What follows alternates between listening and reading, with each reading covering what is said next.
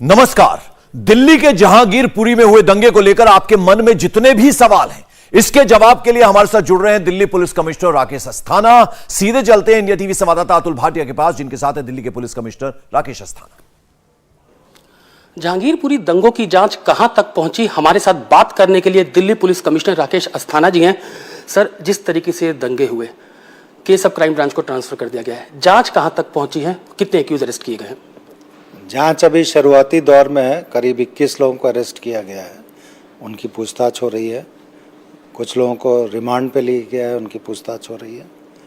Investigation चूँकि crime branch को सौंपा गया है, इसीलिए इन्वेस्टिगेशन का क्वालिटी जो होगी वो बहुत अच्छी होगी। हर एक एंगल से इन्वेस्टिगेशन किया जाएगा। डिजिटल एविडेंस हो, चाहे वीडियो फुटेजेस हो या सीसीटीवी फुटेजेस हो, उसमें उसका एनालिसिस करके आरोपियों को चिन्हित करके उनकी पूछताछ की जाएगी, एविडेंस कलेक्ट किया जाएगा और आगे की कानूनी कार्रवाई की जाएगी। आज भी हमने देखा जहांगीरपुरी में पुलिस टीम गई थी एक एक्यूज सोनू को पकड़ने के लिए, जो कि गोली चलाता हुआ, कई वीडियो वायरल हुए उसमें वो दिख रहा है, लेकिन पुलिस टीम के ऊपर हमला होता है, एक इंस्पेक्टर के मामूली चोट भी आई है। इसके ऊपर आप क्या कहेंगे? लोग अभी भी इस तरीके के पथराव या पुलिस के खिलाफ जो है वहां पे खड़े हुए हैं। देखिए, ऐसा ये पुलिस के ऊपर जो पथराव हुआ वो बहुत ज़्यादा पथराव नहीं था, 2-4 पत्थर ज़रूर पड़े हैं। पुलिस टीम इन्वेस्टिगेशन करने के लिए गई थी। मैं यही कहना चाहूँगा कि इस तरह के पथराव से या इस तरह की रुकावट से पुलिस इन्वेस्टिगेशन को रोकेगी नहीं। जो भी आरोपी हैं उनको या उनके खिलाफ इन्वेस्टिगेशन होगा और इन्वेस्टिगेशन अच्छे तरीके से होगा। और ये जो पथराव हो पुलिस के ऊपर हुआ है, उससे हम पुलिस वाले विचलित नहीं हैं। ये ऑक्यूपेशनल हैजर्ड है, ये फेस करने के लिए हम लोग हमेशा तैयार रहते हैं। सोशल मीडिया पर लगातार ये दावा किया जा रहा है कि जिस दिन दंगे हुए, एक धार्मिक झंडा जहांगीरपुरी की जामा मस्जिद पर लगाने की कोशिश की गई, जिसके बाद ये दंगे शुरू हुए। आप लोगों की जांच में पहले लोकल पुलिस जांच कर रही थी, अब क्राइम ब्रांच जांच कर रही है, क्या इन्वेस्टिगेशन में सामने आया है? ये बिल्कुल गलत बात। झगड़ा किसी और बात पे शुरू हुआ है, झंडा लगाने की बात पे। झंडा लगाने की कोशिश भी नहीं की गई और इस तरह की कोई घटना हुई भी नहीं है, तो ये गलत चीज़ है। सर, आज एक पार्टी ने दावा किया कि कई ऐसे एक्यूज जो इस पूरे मामले में पकड़े गए हैं, उनका एक पार्टी से संबंध है, और जो नॉर्थ ईस्ट दिल्ली के अंदर जो दंगे हुए थे उसमें भी जो मेन एक्यूज था वो उसी पार्टी का निगम पार्षद था। इसके ऊपर आप क्या कहेंगे? लगातार पॉलिटिकल आरोप प्रत्यारोप लग रहे हैं। देखिए, इन्वेस्टिगेशन एविडेंस के ऊपर होता है और अगर किसी आरोपी के खिलाफ एविडेंस है तो हम उस पे जाते हैं, न कि उसके एसोसिएशन या एफिलिएशन के ऊपर। इसलिए ये एलिगेशन लगाना कि किसी पर्टिकुलर पार्टी से एफिलिएटेड है इसलिए उसको अरेस्ट किया गया है, ये गलत बात है। ये एविडेंस बेस्ड इन्वेस्टिगेशन है और जिनको पकड़ा गया है उनके खिलाफ सफिशिएंट एविडेंस है। उनका एफिलिएशन किससे है ये हमारे लिए रेलेवेंट नहीं है। पुलिस ने कोर्ट के अंदर भी सर ये बात कही कि जो अंसार है या बाकी एक्यूज हैं, इनको 15 तारीख को ही पता लग गया था कि यहाँ से शोभा यात्रा निकलेगी। जो पुलिसकर्मी जो घायल हुए हैं उनसे भी हमारी बात हुई, वो कहते हैं कि जिस तरीके से पत्थर ऊपर थे, बोतलें ऊपर थी, जो वो फेंके गए, कहीं ना कहीं लगता है कि पूरी प्री प्लानिंग थी, उसका हिस्सा था। ये इन्वेस्टिगेशन का विषय है, अभी 2 ही दिन हुए हैं इन्वेस्टिगेशन को। इतनी जल्दी कंक्लूजन ड्रॉ करना उचित नहीं होगा। इन्वेस्टिगेशन हर एक एंगल से हम लोग करेंगे और एविडेंस आएगा, उसी के हिसाब से चार्जशीट फाइल होगी कोर्ट में। सर, एक और सवाल मेरा कि जो दिल्ली पुलिस की स्पेशल सेल ने 2020 के दंगों के अंदर जो चार्जशीट फाइल की थी, उसके अंदर उस कुशल चौक का भी जिक्र किया था, जिसमें उनका कहना था कि यहाँ से 6 से 7 बसें जो हैं वो जाती थी जहांगीरपुरी, चाहे वो सीलमपुर का इलाका हो, चाहे वो शाहीन बाग हो, वहाँ से बसें भर की जाती थी, महिलाएं वहाँ से ले जाई जाती थी, और बाकायदा दंगों में भी उनका इन्वॉल्वमेंट पाया गया। और अब उसी जगह पर घटना होना, कुशल चौक पर, इस पूरे मामले को इन्वेस्टिगेट किया जाएगा?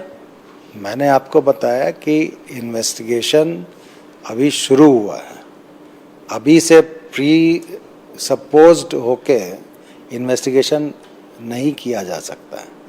हर एक तथ्य को, हर एक फैक्ट को ध्यान में रख के इन्वेस्टिगेशन होगा। इंसिडेंट से पहले, इंसिडेंट वाले दिन और इंसिडेंट के बाद जो सब्सीक्वेंट कंडक्ट होता है कि उसका, इन सारी चीज़ों के ऊपर एविडेंस कलेक्ट करने के बाद ही हम एक निष्कर्ष पे पहुंचेंगे और अकॉर्डिंगली कोर्ट में चार्जशीट फाइल करेंगे। इन्वेस्टिगेशन के ऊपर एक आरोप ये लग रहा है कि सिर्फ एक समुदाय के लोगों को टारगेट किया जा रहा है। वहां के लोग भी कह रहे हैं, हमने देखा दीपन पाठक जब special CP law and order गए थे वहां पर, तो जो एक समुदाय के लोग कह रहे थे कि हमारे ऊपर जुल्म किया जा रहा है, हमारे ऊपर अत्याचार किया जा रहा है, उनको अंदर भेजा जा रहा था। तो आपको क्या लगता है कि जो आरोप ये लग रहे हैं कि एक समुदाय के खिलाफ कार्रवाई की जा रही है? बिल्कुल गलत बात है। जितने लोग पकड़े गए हैं उसमें दोनों समुदाय के लोग हैं। सर, पिस्टल भी बरामद हुई है, फायरिंग वहां पर हुई, जो सब इंस्पेक्टर है उनके गोली भी लगी। तो इस तरीके का प्लानिंग की वहां से 3 पिस्टल आप लोगों ने बरामद की है, 5 तलवारें बरामद की हैं, और भी हथियार भी जो सोनू पकड़ा रही गया वो भी फायरिंग करता हुआ दिख रहा है। तो आप कहना क्या चाह रहे हैं? मतलब यही कि वहां पे जो पूरा शोभा यात्रा वहां पर निकल रही थी तो बकायदा पिस्टल से फायरिंग की गई, पुलिस के ऊपर फायरिंग की गई। तो बिल्कुल हम भी सीरियसली ले रहे हैं इस चीज़ को। इन्वेस्टिगेशन इसीलिए क्राइम ब्रांच को दिया गया है कि फायरिंग के इंसिडेंट्स हुए हैं, स्टोन पेल्टिंग हुई है, इन्वेस्टिगेशन को हर एक एंगल से देखना पड़ेगा। तो अभी इन्वेस्टिगेशन शुरुआती दौर में है, तो इस वक्त कोई भी कमेंट करना कि इस एंगल से ही इंसिडेंट हुआ है मेरे लिए उचित नहीं होगा।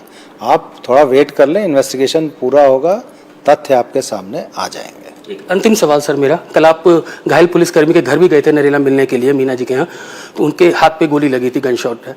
तो अगर जिस समय पुलिस वहां पर थी, जब शोभा यात्रा वहां पर निकल रही थी, तो क्या लगता है कि जो पुलिस टीम थी वो काफी संख्या में थी, और अगर पुलिस बीच में नहीं आती तो हिंसा और बढ़ सकती थी?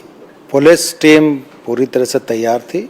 जो प्रोसेशन का साइज था उसके हिसाब से बंदोबस्त लगाया गया था, फिक्स्ड पॉइंट पे भी बंदोबस्त था, और जो भी अधिकारी उस वक्त बंदोबस्त में थे, जिनको चोटें लगी या जिनको चोटें नहीं भी लगी, जो वहाँ पे हाजिर थे, उन्होंने एक बहुत ही अच्छा काम ये किया कि दोनों पक्षों को कम से कम 100 मीटर दूर अलग अलग किया, और जो भी इंजरी हुई पुलिस अधिकारियों ने झेली, पथराव में हो या फायरिंग में हो।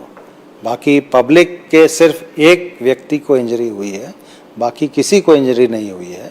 यही दर्शाता है कि पुलिस बल वहाँ पे उस वक्त जो मौजूद था उसने प्रेजेंस ऑफ माइंड दिखा के अपना जो भी डिसीजन लिया बहुत ही काबिले तारीफ लिया।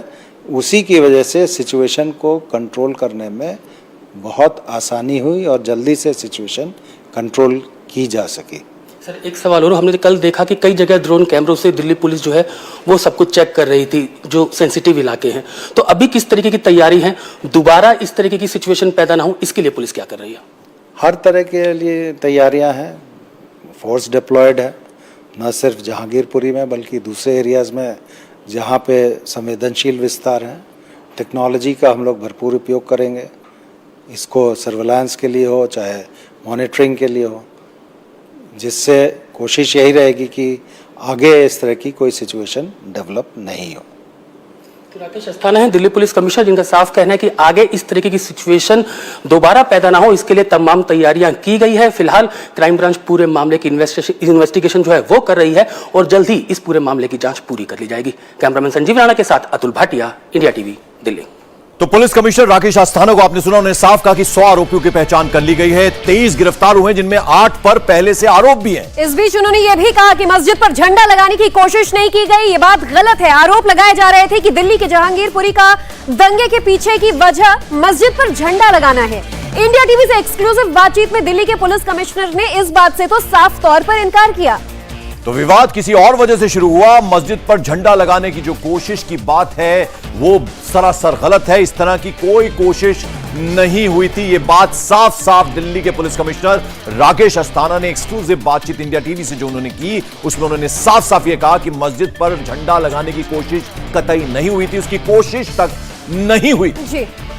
इंडिया टीवी हर वक्त हर जगह डाउनलोड करने के लिए सर्च करें India TV news Google play store या ऐप स्टोर पर।